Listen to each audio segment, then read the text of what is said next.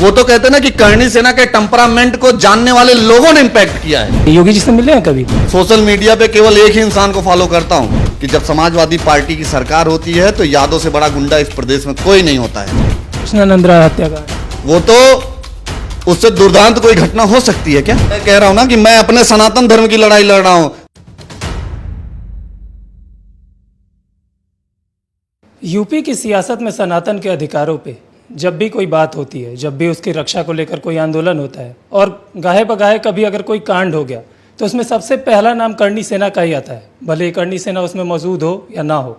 हमारे साथ बात करने के लिए करणी सेना के राष्ट्रीय अध्यक्ष वीरू सिंह जी, हम उनसे बात करेंगे और तमाम मुद्दों पे उनकी राय जानेंगे। सबसे पहला सवाल यही है सर कि अभी हाल ही में स्वामी प्रसाद मौर्य को किसी अराजक तत्वों द्वारा हमला किया गया, उनके ऊपर नाम आया कि करणी सेना के लोग हैं जो उनके ऊपर हमला कर रहे हैं, जबकि जिन दो लोगों का नाम आया था मुझे अच्छे से याद है कि उसमें से एक द्विवेदी थे और एक यादव थे, लेकिन फिर भी नाम आया करणी सेना का। पहले तो मैं आपको करेक्ट करूं, सनातन में कोई अराजक नहीं होता है और नो डाउट जो भी सनातन के विरोध में बात करेगा, मैं तब वो बात करना चाहता हूं जब स्वामी प्रसाद मौर्य का नाम उनके माता पिता रख रहे थे तो हिंदू सनातन का नाम क्यों रखे? आजम खान काहे नहीं रख लिए? सिद्दीकी काहे नहीं रख लिए? हिंदू सनातन का नाम लेके, हिंदू सनातन के बैक डोर से राजनीति करके जब आप कैबिनेट मिनिस्टर हो जाओ, विधायक हो जाओ, एमएलसी हो जाओ, देन आपको ये लगे कि आपका जो प्लेटफॉर्म है राजनीतिक वो कहीं डिस्टर्ब हो रहा है, डिस्ट्रॉय हो रहा है, देन आप स्विच कर जाओ अगेंस्ट टू सनातन। मैं बहुत बोल्ड कहना चाहता हूं आपके माध्यम से मेरे भाई कि दुनिया में 43 सभ्यताएं रही हैं, चाहे वो इजिप्ट की सभ्यता रही हो, चाहे वो मिस्र की सभ्यता रही हो, चाहे वो मंगोल की सभ्यता रही हो, चाहे वो मोहनजोदाड़ो सभ्यता रही हो, इवन दैट 42 सभ्यताएं खत्म हो गई दुनिया से, एक ही सभ्यता बची है, सनातन सभ्यता, इकलौती सभ्यता। उस सभ्यता, उस परंपरा के बारे में कोई भी गलत कहेगा तो जैसे इन बच्चों ने उनको पीटा है ना, अभी तो एक थप्पड़ मारा है, आने वाले समय में ऐसे लोगों का इलाज करेंगे जो देश के आंतरिक सुरक्षा में कलह का वजह बन रहे हैं, जो देश के मौलिक सिद्धांत और मौलिक अधिकार और संविधान के फ्रीडम ऑफ एक्सप्रेशन के अगेंस्ट काम कर रहे हैं। मैं पूछना चाहता हूं आपके माध्यम से, स्वामी प्रसाद मौर्य को किसने अधिकार दे दिया कि किसी भी धर्म और संप्रदाय के बारे में चर्चा करें? उनको बात करनी है तो अपने बाप दादा के बारे में बात करो ना, किसने मना किया? जिनको उन्होंने पैदा किया और जिनसे वो पैदा हुए उन पे वो चर्चा करें। लेकिन अगर हमारे बाप दादाओं पे चर्चा करेंगे, हमारे भगवान, हमारे धर्म पे चर्चा करेंगे तो इलाज बड़े मजबूती से होगा। ये मैं बहुत, और मैंने कहा ना कि अभी तो करणी सेना इन्वॉल्व उनके साथ नहीं हुई है, वो तो कहते हैं ना कि करणी सेना के टेम्परामेंट को जानने वाले लोगों ने इंपैक्ट किया है। और मैं ये कहना चाहता हूं कि ऐसे लोगों का सपोर्ट हर तरीके से करेंगे। वो बच्चे अगर कहेंगे कि वीरू भैया आपकी आवश्यकता है तो हर तरीके से मदद उनकी करेंगे, ये खुल के आपके चैनल से कहना चाहते हैं। मैं इसी से जुड़ा हुआ एक सवाल करना चाहूँगा। अखिलेश यादव लगातार इन सब मुद्दों पे, स्वामी प्रसाद मौर्य के मुद्दे पे उन्होंने कुछ नहीं बोला, लेकिन अभी हाल ही में एक मौलाना ने उनकी पत्नी को लेकर आपत्तिजनक बयान दिया था। उस पे आपकी नाराज़गी देखने को मिली थी कि जो अपने पत्नी की सम्मान की लड़ाई नहीं लड़ सकता वो वोट बैंक की राजनीति के लिए। अखिलेश यादव से आपकी क्या नाराज़गी है? देखिए, अखिलेश यादव से कोई नाराज़गी नहीं है। अखिलेश यादव द्वारा किए गए कार्य, जो वोट की राजनीति जो कर रहे हैं, मैं ये कहता हूं कि एक बड़ी पार्टी का नेता, विपक्ष की बड़ी पार्टी हो और उत्तर प्रदेश के 5 साल के मुख्यमंत्री रहे हों, उनके द्वारा जो स्टेटमेंट दिया जाता है, उनके द्वारा जो कार्य किया जाता है, उसका विरोधाभास मेरा रहेगा। मैं बहुत बोल्डली कहना चाहता हूं कि सनातन के जो महान योद्धा हुए उनको गद्दार कहने वाले को आप प्रोटेक्ट करोगे। आप इसमें मैं कहना चाहता हूं, लेट बी कंप्लीट, कि आप राणा सांगा को गद्दार कहने वाले को प्रोटेक्ट करोगे और तुम्हारी उनकी बीबी को गलत कहने वाले को भी प्रोटेक्ट करोगे। वही पूछा था, आपको क्या लगता है उन्होंने गलत बोला था डिंपल यादव को लेकर, जो मौलाना का बयान है? मैं तो ये कहता हूं कि डिंपल यादव को उसके लिए एक्शन लेने की जरूरत थी। मैं इस देश के सुप्रीम कोर्ट और हाई कोर्ट को भी संज्ञान में रखना चाहता हूं कि 50% आबादी का नेतृत्व करने वाली महिलाएं, उसमें भी एक मेंबर ऑफ पार्लियामेंट को इस तरीके से बात किया गया, तो महिलाओं का कितना बड़ा अपमान हुआ है। वह देश जहां पे महिलाओं को देवी की तरीके से पूजा जाता है और उनको ऐसे शब्द को बोला जाए, वो भी एक ऐसी पंचायत की सदस्य जो देश की सबसे बड़ी पंचायत हो, और अखिलेश यादव जैसे बड़े नेता की पत्नी हो, अब केवल मुल्लों की वोट के लिए ये चुप रह गए। अगर यही काम, अगर यही शब्द कोई अन्य बोला होता तो समाजवादी पार्टी के बड़े धुरंधर आते और बड़ी बड़ी बातें करते, निपटा देंगे, काट देंगे, रोड पे लिटा देंगे। कहां चले गए इनके प्रवक्ता? कहां चला गया जो हरा कुर्ता पहन के बैठता है वो? हाँ, पूछना चाहता हूं मैं ऐसे लोगों से। केवल ये सनातन का विरोध करने के लिए, और सुनिए, मैं, यह देश सनातन का है, यह हिंदुस्तान सनातन परंपरा का देश है। यहां सनातन का विरोध करने वाला कई पीढ़ियों के बाद वो डिस्ट्रॉय होता है। वो समय आ गया है, यह देश देख रहा है, यह प्रदेश देख रहा है कि वोट की राजनीति में समाजवादी पार्टी प्रदेश को कहां ले जाके खड़ी की हुई है। ये दंगा कराने वाली पार्टी, जात के नाम पे संघर्ष कराने वाली पार्टी, परिवार के नाम पे टिकट देने वाली पार्टी आज अपनी घर की बहू बेटी की इज्जत नहीं बचा पा रही है। अब इससे बुरा दौर क्या आएगा? आपने घर की बहू बेटी की बात की, तो हाल ही में आपने देखा कि पूजा पाल एक विधायक है समाजवादी पार्टी की, उन्होंने विधानसभा में बोला कि माफिया आतिक अहमद की हत्या हुई, वो बहुत अच्छा हुआ, जीरो टॉलरेंस नीति की तारीफ की सीएम योगी की, और अगले ही दिन उनको समाजवादी पार्टी से बाहर का रास्ता दिखा दिया जाता है, जबकि वो खुद अखिलेश यादव के उस तथाकथित पीडीए समाज से आती है जिसकी वो सियासत करते हैं, जिसकी वो प्रतिनिधित्व करने का दावा करते हैं। मैं बहुत अच्छे से इस पे कहना चाहता हूं मेरे भाई कि मैं बहुत ध्यान केंद्रित कराना चाहता हूं देश की जनता और प्रदेश की जनता पे, इस वर्ड पे। गरीब समाज की महिला, पाल समाज की बेटी किसी तरीके से वो एमएलए बनी, 9 दिन हुआ था उसकी शादी को, और अतीक अहमद और उसके भाई ने बेरहमी से दौड़ा दौड़ा के गोली मारा, मर्चरी हाउस तक गोली मारा है। आप याद करिए प्रयागराज के जिन्होंने उस घटना को देखा है, आदमी पागलों की हरकत करने लगा था उस घटना को देख के।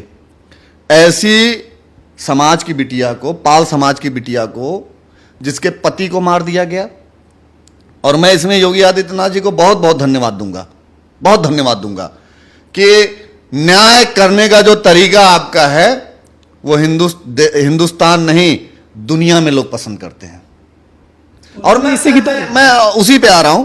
ये जिस धर्म की वकालत करते हैं, मुस्लिम की सबसे ज्यादा वकालत करते हैं, मुस्लिमों की। शरीयत कानून लागू होता है मुस्लिम देशों में। अगर अतीक जिस तरीके से घटना किया था यही दुबई में करता, सऊदीया में करता, या गल्फ की किसी कंट्री में करता, तो उसको चौराहे पे काटा जाता लटका के। तो अखिलेश यादव ये क्यों नहीं कहते? कानून, अगर आप उस धर्म की वकालत करते हो तो उस धर्म में शरीयत भी आता है। अब शरीयत की भी वकालत करो ना बैठ के। हां, हो सकता है कि आप अपनी पत्नी की लड़ाई नहीं लड़ पा रहे, तो आप दूसरों की पत्नी की लड़ाई क्या लड़ोगे?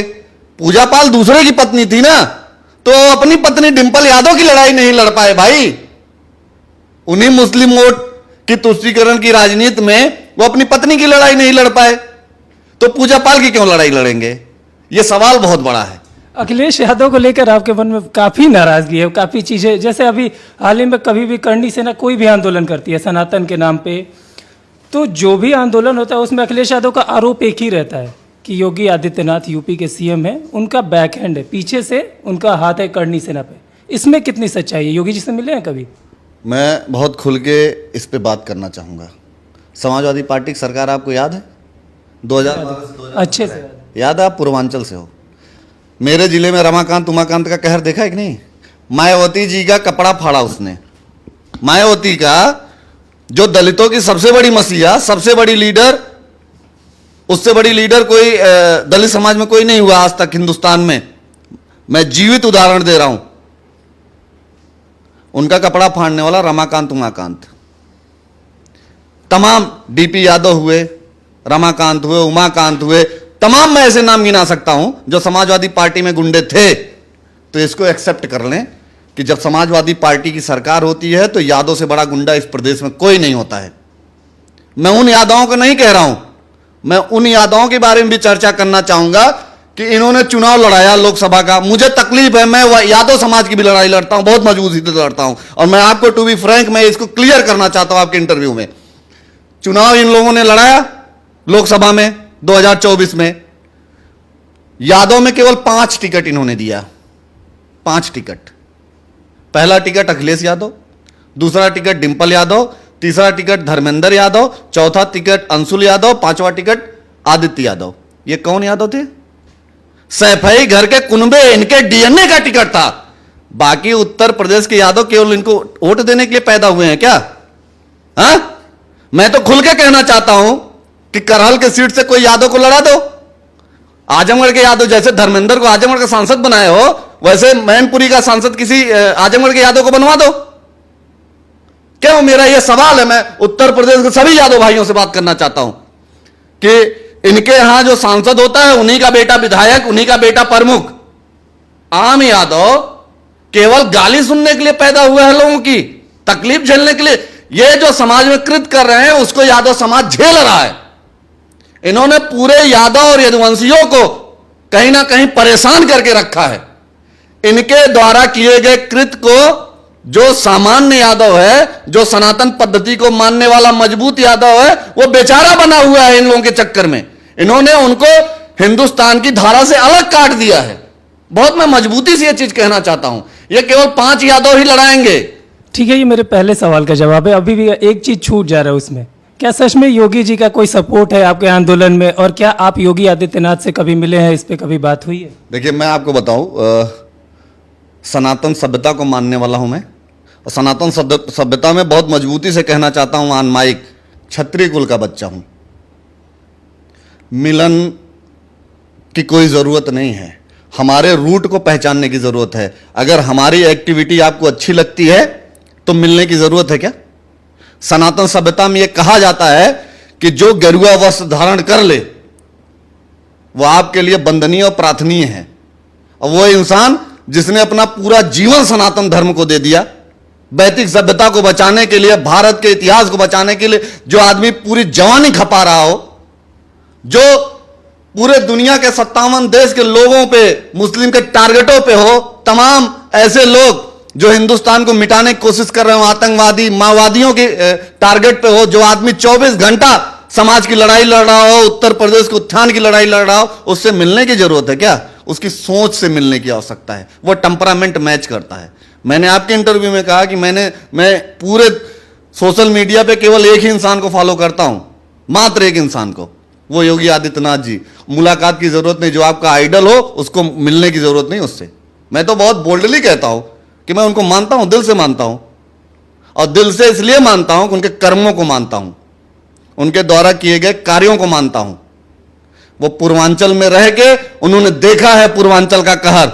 उन्होंने देखा है कि 5 बजे के बाद बेटियां रोड पे नहीं चल पाती थी, व्यापारी 5 बजे के बाद अपनी दुकान नहीं खोल पाते थे। हम लोग भी वहीं से हैं। तो मैंने देखा है पूर्वांचल को बदलते हुए, मैंने देखा उत्तर प्रदेश को बदलते हुए, मैंने देखा है विदेशों में जाने के बाद उत्तर प्रदेश का होने का जो गर्व महसूस होता है, उस बदलते हुए उत्तर प्रदेश को मैंने देखा है। तो मुझे प्राउड है कि मैं ऐसे प्रदेश में हूं जहां पे एक योगी मुख्यमंत्री है, ना कि कोई भोगी मुख्यमंत्री है, ना कोई परिवारवादी मुख्यमंत्री है। आपको एक शब्द से बड़ी नाराजगी रहती है, अखिलेश यादव के समाजवाद से। मैं समाजवाद की बात नहीं कर रहा हूँ, मैं समाजवादी पार्टी के समाजवाद की बात कर रहा हूँ। चाहे संविधान की भी बात होती है तो आप कहते हैं कि जो इमरजेंसी के बाद वार्ड उसमें जोड़े गए, सेकुलरिज्म, तो इसको लेकर आपकी नाराजगी क्या है? देखिए, मेरी नाराजगी बहुत जेन्युइन है, वो आपकी भी नाराजगी होगी। और नाराजगी किस चीज की? अगर समाजवाद की डिफिनेशन परिवारवाद हो तो मैं उस समाजवाद को कैसे मानूं? मुझे पता है मेरी डिग्निटी 10वीं फेल हो और मुझे सूबे का मुख्यमंत्री बनाने की कोशिश किया जाए, मेरी डिग्निटी 5वीं फेल हो और मुझे देश का प्रधानमंत्री बनाने के बारे में सोचा जाए, तो मैं उस समाजवाद का विरोध करूंगा। और सेकुलरिज्म से क्या दिक्कत है? देखिए, मैं बताऊं आपको, धर्म के नाम पे देश बढ़ चुका है। जिन्ना ने बांट दिया और बड़ी पंचायत होने के बाद, लाखों लोगों के मरने के बाद, तो अभी तो धर्म की ही लड़ाई लड़ रहे हैं। मैं कह रहा हूं ना कि मैं अपने सनातन धर्म की लड़ाई लड़ रहा हूं। मैं बहुत बोल्ड आपको बताना चाहता हूं, ये 10 बढ़ चुका है धर्म के नाम पे। तो कहेगा सर्कुलरिज्म भाई, कहेगा। बंगाल में जाइए ना, रिपोर्टिंग कर लीजिए, माइक के साथ मुंडी काट लेंगे आपकी। हो चुका है बांग्लादेश, वो दीदी ने बना दिया। और बहुत दूर नहीं है उत्तर प्रदेश। अगर बाबा नहीं होते और समाजवादी पार्टी की सरकार लगातार होती तो यही स्थिति होती, बांग्लादेश उत्तर प्रदेश हो चुका होता। और आपको पता है 600 से ज्यादा दंगे 5 साल में हुए थे समाजवादी पार्टी की सरकार में। और आपको भी पता है, आपके बगल का जिला है मऊ। याद करिएगा, मुख्तार जब AK-47 लेके जिप्सी में घूम रहा था, तो वो दिन भूलने की जरूरत नहीं है, खास करके पूर्वांचल के लोगों को। कृष्णानंद राय हत्याकांड, वो तो उससे दुर्दांत कोई घटना हो सकती है क्या? आप समझो, एक आदमी को मारने की जगह 7 लोगों को मारा गया और 600 से ज्यादा गोलियां मारी गई। पहली बार देश उत्तर प्रदेश में AK-47 चली, कहां से आई थी? तो सोचने की जरूरत है।